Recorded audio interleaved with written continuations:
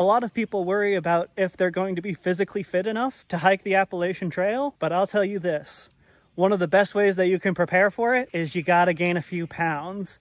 Give yourself that caloric buffer so that you can lose weight and be so proud of it rather than losing weight and dying.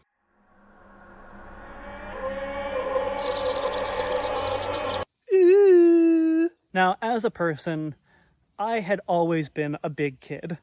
I had always been overweight, and literally as long as I can remember, even in elementary school, I was always a tubby kid. And this was something that I had been self-conscious about for most of my life. However, after hiking the Appalachian Trail, I saw fat as the evolutionary superpower that it is. Fat is the original emergency fund. You see, whenever we have excess energy, it gets stored as fat. Humans, for 99% of our existence, lived in a time where food is scarce and hard to come by.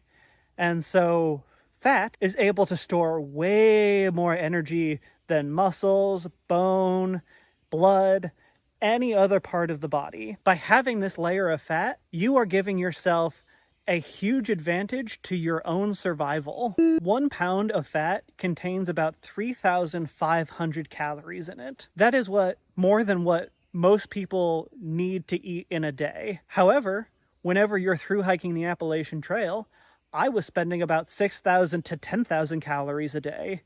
It gets to the point where it becomes very difficult just to get enough calories to even sustain yourself. But by having that nice big old buffer, you are able to hike more comfortably. And sure, you might be going slower at the beginning, but whenever the miles start going, it becomes highly important to make sure that you've got that buffer. And so I was very grateful that I had my big old belly buffer.